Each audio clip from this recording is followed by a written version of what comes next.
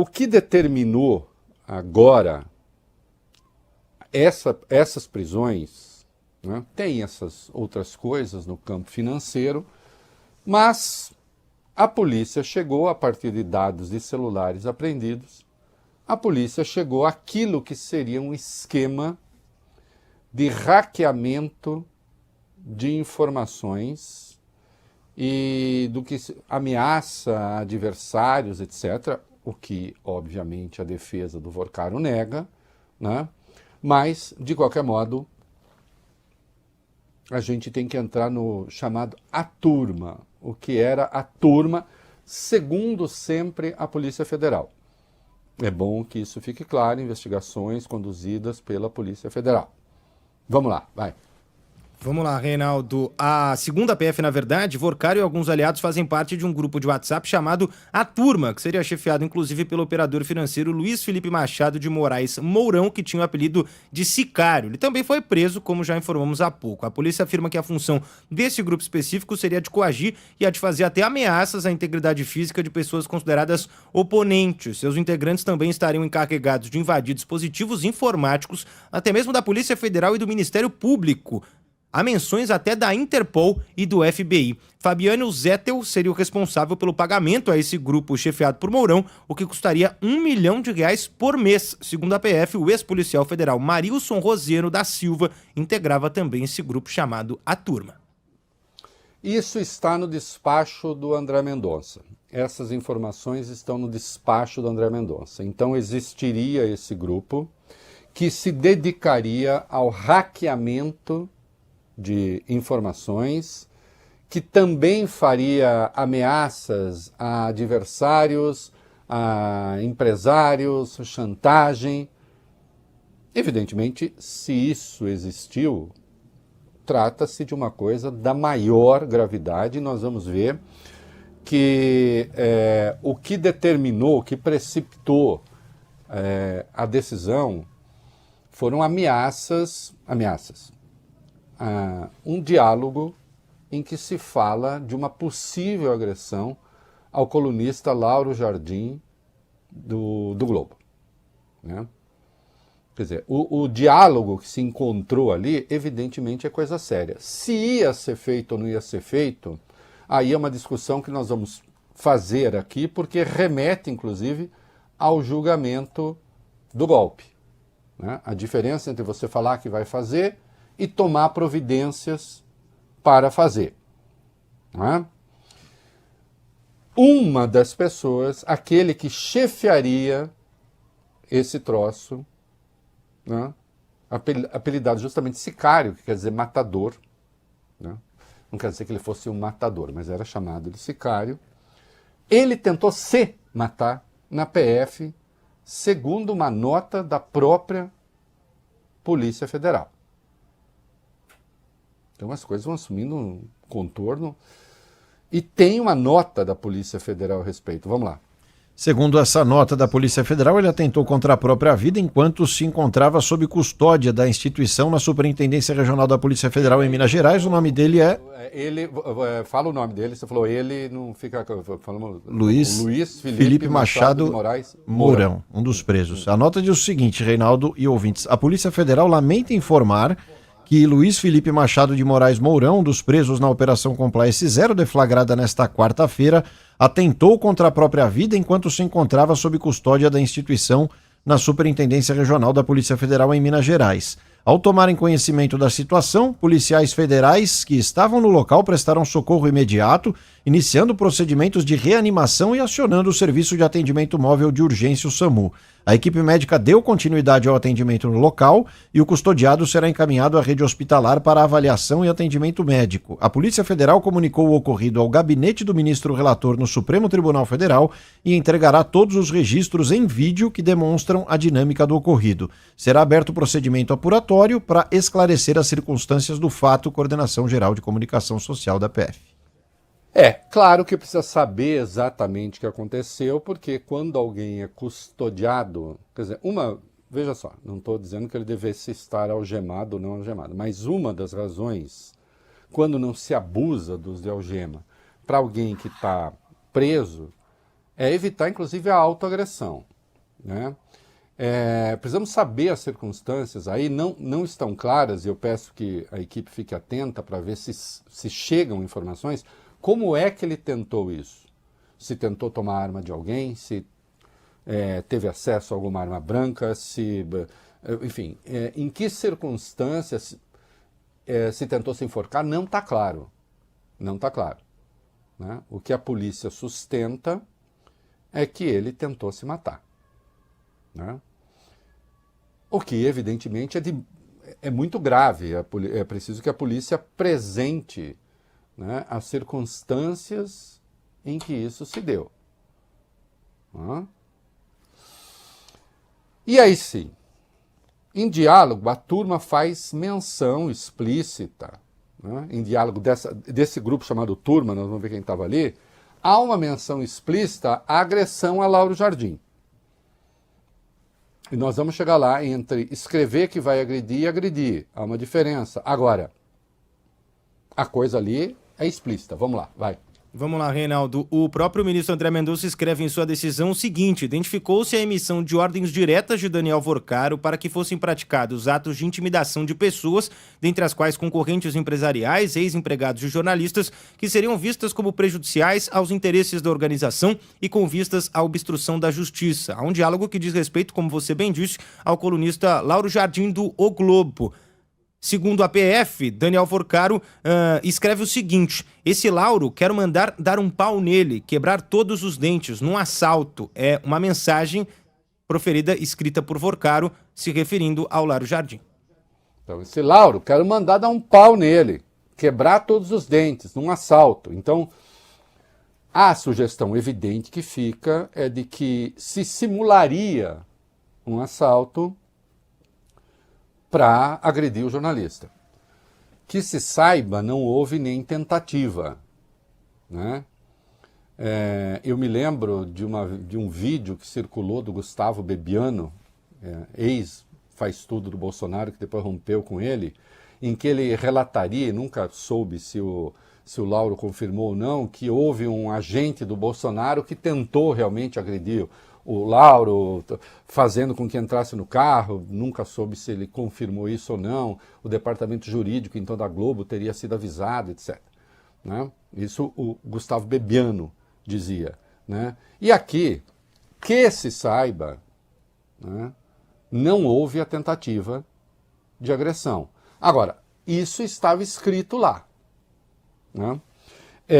Chega a informação aqui, apuração da Natália Pazzi, da TV Band. Sim. Fonte da PF afirma que o tal Felipe, né? Tentou se enforcar com a própria camisa amarrada na grade da cela onde estava preso. Agentes viram a ação pelas câmeras e conseguiram impedir a conclusão do ato e iniciar o atendimento. Pelo que se entende, não foi uma mera coisa assim, vou fazer para causar. Parece que foi uma tentativa a sério de se matar.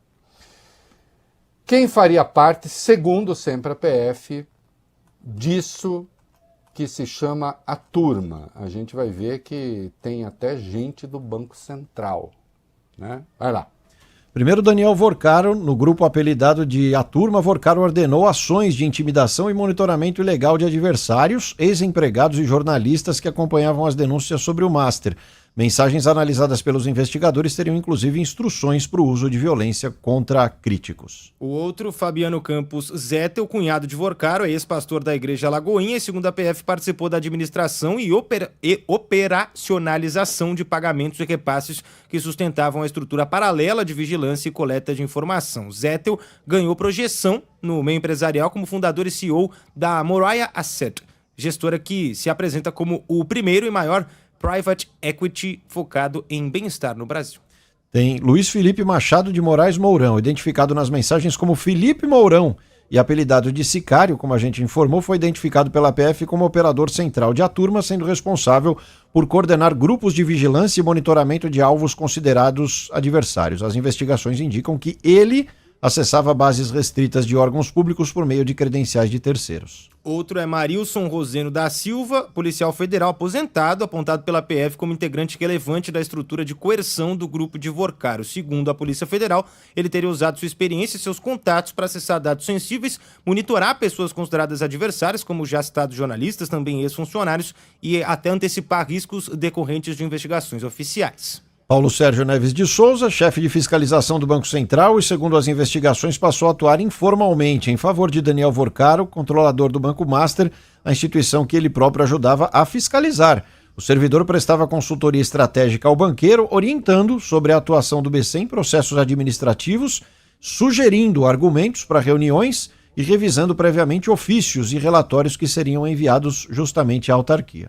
Bellini Santana ocupava o cargo de chefe do Departamento de Supervisão Bancária no Banco Central quando parte desses fatos ocorreu. Segundo as investigações, ele manteve interlocução frequente com o Daniel Vorcaro, passando a atuar informalmente em favor da instituição que deveria supervisionar, no fim das contas. Prestava também consultoria estratégica ao banqueiro sobre processos administrativos e outros temas regulatórios. Leonardo Augusto Furtado Palhares é apontado pela Polícia Federal como responsável por formalizar o contrato usado para justificar pagamentos a Bellini Santana. Na condição de administrador da Varajo Consultoria Empresarial, ele assinou proposta de prestação de serviços que previa a contratação de Bellini para um suposto projeto sobre inserção de jovens no mercado financeiro. Segundo as investigações, o documento foi elaborado para dar aparência de legalidade aos repasses financeiros a ele. Por fim, há também Ana Cláudia Queiroz de Paiva, que atuou na operacionalização de movimentações financeiras relacionadas ao grupo investigado. A atuação incluía a movimentação de recursos e execução de pagamentos a integrantes do núcleo. Ela também integrava formalmente a estrutura societária que foi usada para viabilizar a circulação de recursos, como, por exemplo, atuando como sócia da Super Empreendimentos e Participações S.A. Vamos lá, vocês vão ver daqui a pouco que existem, segundo a PF, evidências de que houve hackeamento, ou tentativa de hackeamento de órgãos federais. O que não se tem até agora, é a evidência de que se tentou realmente, sei lá, agredir alguém, agredir jornalista, ou o que é que seja. Isso não. Embora isso esteja, sim, na raiz da decisão. Né? É a decisão tomada agora, inclusive depois o Mendonça, quando ele fala sobre a urgência, ele está na Alemanha, de se decretarem as prisões, ele fala sobre a iminência de poder haver atos de violência, ou sei lá o quê, segundo o que está escrito ali. Né? Eu já falo disso. Em nota, o Globo repudia ameaças e diz que não cederá à intimidação. Né? O Globo repudia veementemente as iniciativas criminosas planejadas contra o colunista Lauro Jardim, um dos mais respeitados jornalistas do país. A ação, como destacado pelo ministro André Mendonça, visava calar a voz da imprensa, pilar fundamental da democracia. Os envolvidos nessa trama criminosa devem ser investigados e punidos com o rigor da lei. O Globo e seus jornalistas não se intimidarão com ameaças e seguirão acompanhando o caso e trazendo luz às informações de interesse público. Entidades de imprensa falam em tentativa de intimidação inaceitável. A Associação Nacional de Jornais afirmou o seguinte: a tentativa de intimidar um profissional de imprensa por meio de violência constitui ataque inaceitável à liberdade de expressão. Métodos dessa natureza, próprios de práticas mafiosas, são incompatíveis com o Estado de Direito e merecem a mais firme rejeição da sociedade brasileira. Já a Associação Brasileira de Jornalismo Investigativo, a ABRAGE, também repudiou as ameaças, descrevendo-as como um atentado à liberdade de imprensa. Um trecho da nota diz o seguinte: a ABRAGE ressalta que ameaças, intimidações ou tentativas de constranger jornalistas em razão de seu trabalho não podem ser toleradas em nenhuma hipótese. O exercício do jornalismo é protegido pela Constituição e constitui pilar essencial da democracia. Outra a se manifestar foi a Associação Brasileira de Imprensa, que disse o seguinte em nota: quando o poder econômico se sente no direito de encomendar atentados contra quem exerce a função crítica de informar, a própria democracia está sob ameaça. Não toleraremos que métodos de milícia ou de organizações criminosas sejam utilizados. E, evidentemente, o conteúdo de todas essas manifestações é absolutamente verdadeiro. Verdadeiro, isto é, tudo isso não é aceitável nenhuma forma de intimidação da imprensa. A assessoria de Vorcaro nega que tem intimidado a imprensa. Vamos lá. Por meio da assessoria, Daniel Vorcaro afirmou que as mensagens foram tiradas de contexto e que ele jamais teve intenção de intimidar ou ameaçar jornalistas, o que diz a nota. Sempre respeitei o trabalho da imprensa e ao longo de minha trajetória empresarial mantive relacionamento institucional com diversos veículos e jornalistas. Não me lembro de minhas conversas por telefone, mas se em algum momento me exaltei em mensagens no passado, o fiz em tom de desabafo, em privado, sem qualquer objetivo de intimidar quem quer que seja. Jamais determinei ou determinaria agressões ou qualquer espécie de violência. Vamos lá, botando a bola no chão. As investigações sobre crimes financeiros envolvendo Master, Vorcaro e etc. e essa rede gigantesca que a gente viu de fundos e tal.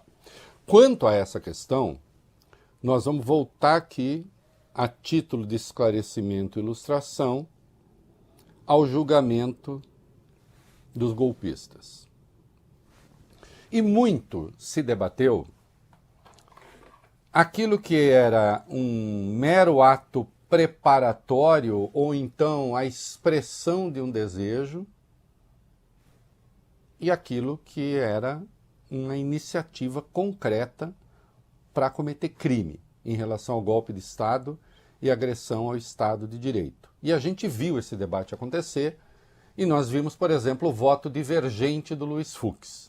O Luiz Fux considerou que tudo que havia contra Jair Bolsonaro, né, exceção feita lá dois envolvidos, mas também uma coisa leve, tudo não havia passado de mera conjectura. Isto é, Bolsonaro não teria tomado nenhuma providência efetiva para dar o golpe de Estado e para atentar contra o Estado de Direito. Evidentemente, eu divergi do voto dele e acho que e os outros ministros também, os outros 4 também. Porque, afinal de contas, ficou comprovado que o Bolsonaro não ficou apenas na troca de mensagens, olha aqui, fulano merece não sei o quê, por que a gente deveria...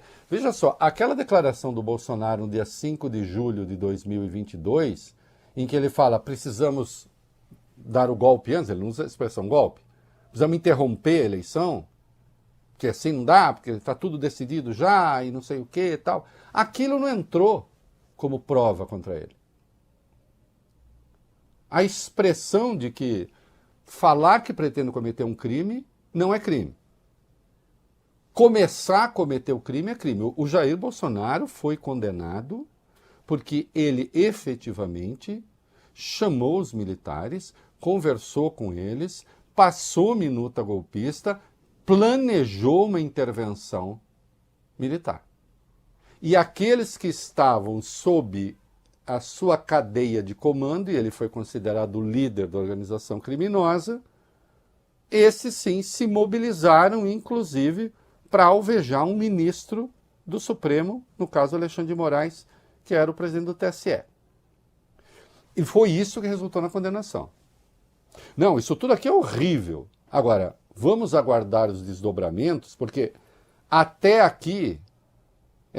vamos dar um murro, vamos quebrar os dentes, merece não sei o quê, simular assalto. É preciso que se apure para saber se isso aconteceu. Destacando que até aqui a coisa já é horrorosa. Né?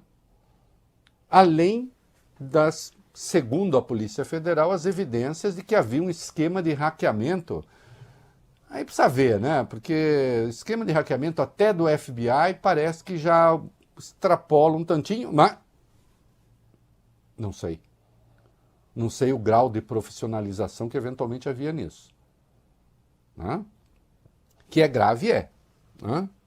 E saiu aí uma informação sobre o passado do tal, esse que ficou conhecido como sicário. O que a gente tem aí, vai lá? Reinaldo Luiz Felipe Mourão, o sicário suspeito de articular medidas contra desafetos de Daniel Vorcaro, é réu em outra investigação por lavagem de dinheiro e organização criminosa em Minas Gerais. Ele foi preso hoje na Operação Compliance Zero, tentou suicídio na carceragem da Polícia Federal, como informamos aqui, após a nova fase das apurações sobre o caso do Banco Master. Mourão também responde por crime contra a economia popular. Segundo as investigações, ele e outros 10 denunciados criaram um esquema de pirâmide para atrair investidores de todo o país.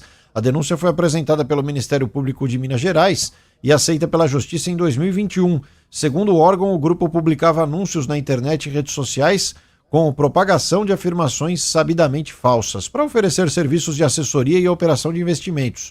O esquema teria funcionado entre 2018 e 2021. Segundo as investigações, a organização criminosa era dividida em 3 núcleos e atuava por meio de empresas de fachada. O MP afirma que é impossível precisar o número exato de vítimas e que centenas procuraram a justiça para tentar reaver os valores investidos. Esse é o caso que, evidentemente, a gente faz o seguinte questionamento, né? E sendo assim como se diz. Não está claro aqui, se tiver mais informações, vocês me passem. E foi 2021, nós estamos em 2025, 2026. E as consequências? Isso tudo está parado ainda, quer dizer, há um problema aí da morosidade da justiça que evidentemente precisa ser pensado também. Porque assim como está, evidentemente não pode ficar. Né? Para registrar, a defesa do Vorcário, evidentemente, nega tudo.